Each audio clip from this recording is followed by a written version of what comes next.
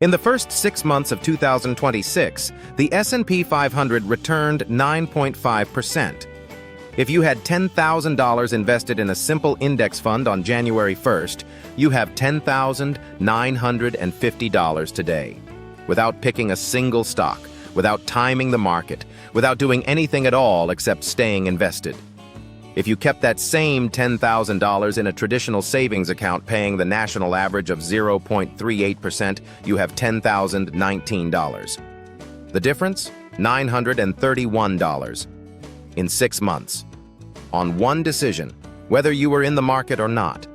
Now multiply that across an average investing lifetime of 30 years. That is not a small number. And that gap does not come from intelligence, connections, or luck. It comes from one thing: showing up. This video is about the 57% of Americans who are not showing up, and exactly what that decision is costing them. According to the Federal Reserve Bank of Philadelphia's 2025 Labor, Income, Finances, and Expectations Survey, one of the most comprehensive household finance studies in the country, 57% of U.S. adults do not personally own a single share of stock. Research from Janus Henderson confirmed the number from a different angle. 48% of Americans hold no investment assets of any kind. 60% of Americans report anxiety just from thinking about investing. 61% say they hesitate to invest specifically because they fear a market crash. And 30% cite a simple lack of knowledge as the primary reason they have never started. Meanwhile, the top 1% of Americans holds 50% of all equities, $27.6 trillion in stocks as of Q1 2026. That is not a coincidence. The wealth gap between investors and non-investors is not driven by income alone. It is driven by participation. And right now, the majority of the country is choosing, consciously or not to participate. Why the fear exists, and why it is the wrong calculation. The fear is understandable. Markets do crash. In 2020, the S&P 500 dropped 34% in 33 days. In 2022, it fell nearly 20% for the year. These events are real, they are painful, and they are permanent fixtures of every long-term investor's experience. But here is what the fear calculation gets wrong.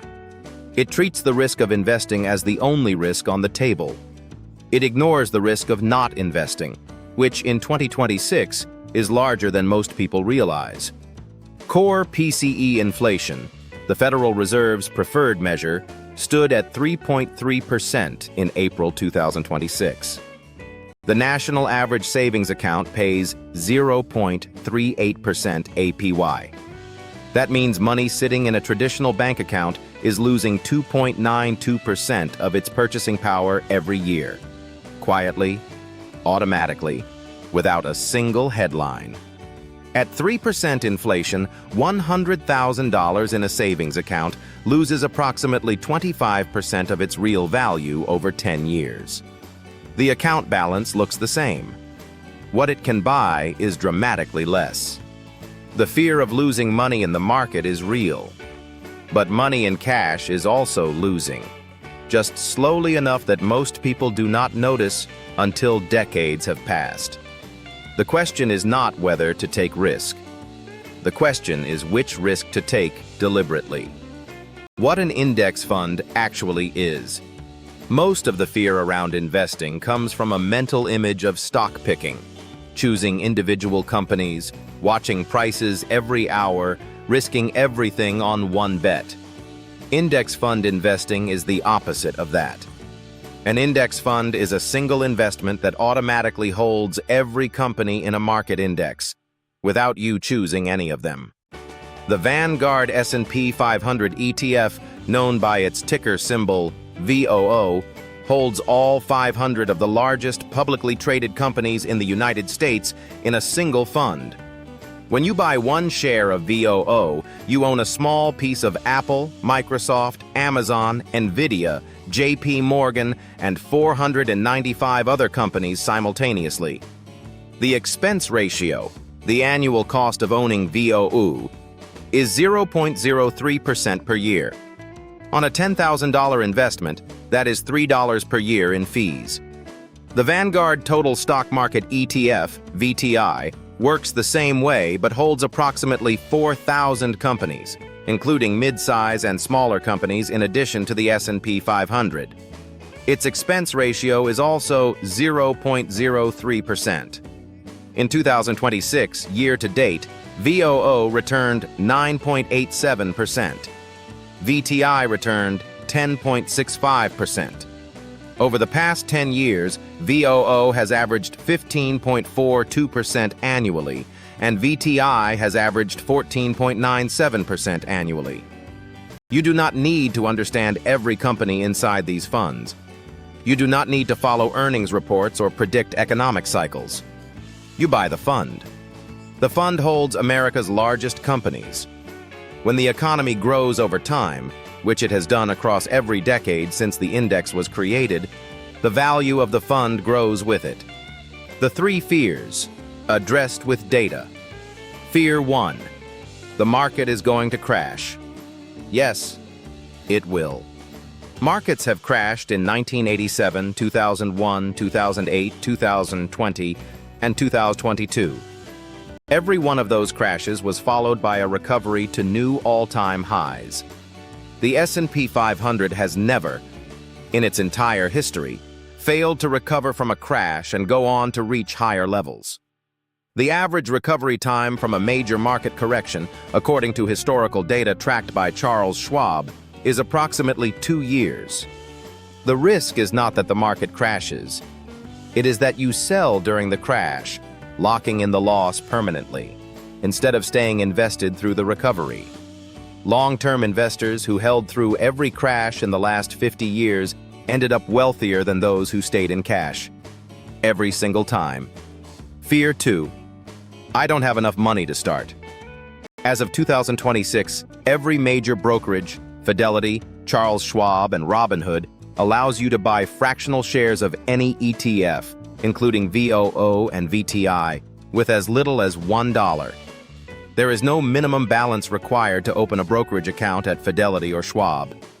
You can start with $25 per week and own a fraction of 500 of America's largest companies. The barrier is not money. The barrier is the belief that you need more money to start. Fear 3. I don't know how. Opening a brokerage account takes less time than opening a bank account. The process has 3 steps. Go to fidelity.com or schwab.com. Open a taxable brokerage account or a Roth IRA, link your bank account, and buy shares of VOO or VTI. That is it. There is no exam, no advisor required, no minimum knowledge level. If you can navigate a bank's website, you can do this. The math on starting now versus waiting. These numbers are based on the S&P 500's long-term historical average of 10% annually. $300 per month invested in VOO starting today at 10% average annual return. After 10 years, $61,400. After 20 years, $228,900. After 30 years, $621,000. Total amount contributed over 30 years, $108,000. Total wealth created, $621,000. The market did $513,000 of that work for free through compounding. Now here is the cost of waiting 5 years to start. Same $300 per month. Same 10% return. After 25 years instead of 30, approximately $426,000. The 5-year delay cost $195,000 in final wealth. Not because of anything you did wrong, but simply because compounding had 5 fewer years to work. Every year of delay has a price. And unlike most financial decisions, this one cannot be undone. The years you wait are gone permanently. How to start this week? 3 steps. Step 1. Open a Roth IRA or a taxable brokerage account.